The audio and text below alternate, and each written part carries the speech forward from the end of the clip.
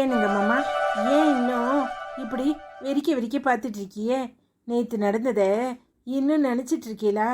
உங்களுக்கு இன்னும் உங்கள் தங்கச்சி மேலே கோபமா? எட்டி, எனக்கு இன்னும் ஆத்திரம் அடங்கல. எம்பிட்டு திமிரு இருந்தா கல்யாணம் முடிஞ்சு இத்தனை நாளைக்கு அப்புறம் தடவையா உனக்கு ஆசையா, அதுவும் இத்தனை வருஷத்துக்கு அப்புறம்னு சொல்லணும், ஆசை ஆசையா வளையல் வாங்கிட்டு வந்தா என்ன பேச்சு பேசுறா தெரியுமா? அவ புருஷன் சும்மா இருந்தாலும் இவ சும்மா இருக்க மாட்டா. வேணும்னே இந்த ஆட்டம் ஆடி உன் கையில இருந்து வெடுக்குன்னு வளையல புடுங்கிட்டு போறா. அதுக்கு எங்க அம்மாவும் உடந்த. போ மாமா, நீ வேற. அவ குணம் எப்பவுமே அப்படித்தானே. எனக்கு பழகி போச்சு, உனக்கு புதுசா இருக்கு. அவ எப்போ பார்த்தாலும் இப்படித்தான் வெடுக்கு வெடுக்குன்னு கேட்பா. அவளுக்கு என்னை கண்டாலே பிடிக்கல. ஆமாம், என்ன செய்யறது? நான் குருவி கரிச்சி, என்னை யாருக்கு தான் பிடிக்கும்? நீ என்னை கல்யாணம் கட்டிக்கிட்ட உடனே அவளுக்கு ஏற்றுக்கவே முடியல. அந்நாள்லேருந்து இந்நாள் வரைக்கும் அதே கோவத்தை தான் காட்டுறா. எட்டி, அதெல்லாம் போகட்டும். ஆனா நான் உனக்கு ஆசை ஆசையா வாங்கிட்டு வந்த வழியில அவளால பொறுத்துக்க முடியாம இப்படி புடுங்கிட்டு போக சொல்லுதா? அத்தை சொல்ற மாதிரி எங்க வீட்டில் என்ன, எனக்கு நகையை நட்டுமாவா போட்டு அழகு பார்த்தாக்க எல்லாம் ஊசிமணி பாசிமணி இதை தான் போட்டுட்டு தெரிஞ்சுக்கிட்டு அலைஞ்சேன். அதுவும் நதியா கொலுசுன்னு சின்ன சின்னதா அப்படியே வளைய வளைய செயினில் வரும், அதை போட்டு போட்டு அழகு பார்த்துட்டு அலைஞ்சேன். ஆனால் நீங்கள் வந்து தான் எனக்கு தங்கத்தில் கம்மல், தங்கத்தில் தோடு, தங்கத்தில் ஜிமிக்கி எல்லாம் வாங்கி தந்திருக்கியே. ஏட்டி, தோடு சிமிக்கி கம்மல் எல்லாமே காதுல மாட்டுறது, அத மட்டும்தான் சொல்லிக்கிட்டு இருக்க, வேற வேற வார்த்தையில. தோடு சிமிக்கி கம்மல் எல்லாம் உங்கள் பாசையில் சொல்கிறது.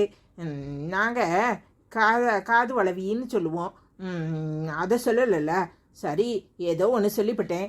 அதுவும் தங்கத்தில் தாலி நீங்கள் போட்டது தானே, அது போதும் எனக்கு. அதே மனசு நிறைவாக இருக்குது. ஏன் தங்கத்தில் போட்டதான் போட்ட மாதிரி இருக்காக்கும், கண்ணாடி வளையல் தான் கல்ல கல்லன்னு கையில் எப்பவுமே அங்கிட்டு இங்கிட்டு சத்தம் கேட்டுகிட்டே இருக்கும் தெரியுமா? எனக்கு கண்ணாடி வளைவினா தான் ரொம்ப பிடிக்கும். உன்னையெல்லாம் மாத்த முடியாது ஜி. எதையாவது சொல்லி என் கோபத்தை அப்படியே குறைச்சி போட்டுற. போங்க மாமா, என்னை வீட்டுக்குள்ளே சேர்த்துக்கிட்டதே எம்புட்டு பெரிய மனசு வேணும். அவங்க அதெல்லாம் செஞ்சுருக்காங்கல்ல. நீங்கள் சும்மா சும்மா எதுக்கு எடுத்தாலும் இப்படி அக்கா தங்கச்சி மேலே கோவப்பட்டுகிட்டே இருக்காதீங்க.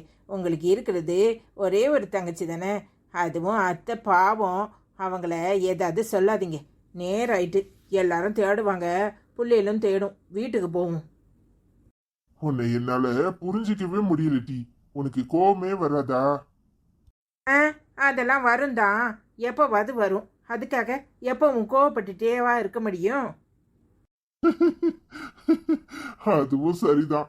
நீ எனக்கு பொண்டாட்டிய கிடைக்கிறதுக்கு நான் ரொம்ப கொடுத்து வச்சிருக்கணும்.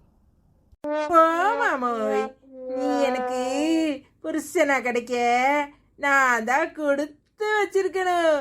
பச்சைக்கிளி மாமோய், ஐ லவ் யூ. ஏடி, ஒழுங்கா தானே பேசிக்கிட்டு இருந்த. உனக்கு சந்தோஷம் வந்துட்டாலோ துக்கம் வந்துட்டாலோ இந்த கூவுறத மட்டும் நிறுத்தவே மாட்டேன், அப்படித்தானே?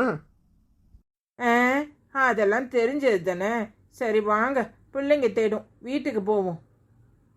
சரி சரி வா. அட பாவி மக்கா, ஏடி இது எந்த கூட்டம்? இங்க வந்து நம்ம வீட்டு வாசல்ல காத்து கிடக்காளுவோ? முதல்ல உன்னோட விரட்டுட்டி. அதேபடி விரட்ட முடியும்? எல்லாம் உன் சொக்காருவோ தான். ஏமா உனக்கு இன்னுமா புரியல? ஓ மருமவளை பார்க்கறதுக்கு வந்திருக்காவோ. எல்லாம் அவ வீட்டு கூட்டம். அந்த நிக்கிறாளே அவ அவளோட தங்கச்சி. இது ஆத்தா, அது பெரியம்மா. எல்லாரும் குடும்ப சகிதமெல்லாம் வந்திருக்காவோ. ஓ மருமவக்காரி எங்க போயிட்டா?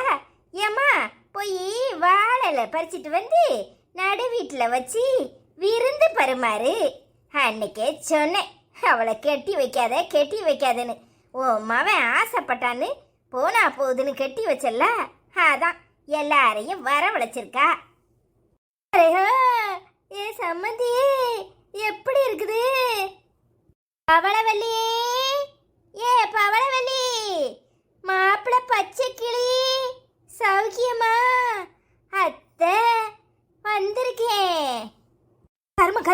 அன்னைக்கே சொன்னல கல்யாணம் முடிச்ச கையோட இந்த வீட்டு வாசல இங்க யாரும் மிதிக்க கூடாதுன்னு. இப்ப என்னத்துக்கு இங்க வந்து நின்னுக்கிட்டு உன் மவளுக்கு அடுத்தபடியா கூவிக்கிட்டு நிக்க? உன் மவ கூவுறத பார்த்து பார்த்து இந்த ஊரெல்லாம் சிரிப்பா சிரிக்கி. இப்போ நீங்க வேற எல்லாரும் வந்திருக்கீராக்கும். மரியாதையா முதல்ல இடத்த காலி பண்ணுங்க. அட சம்மந்தி, இதென்ன பேச்சு?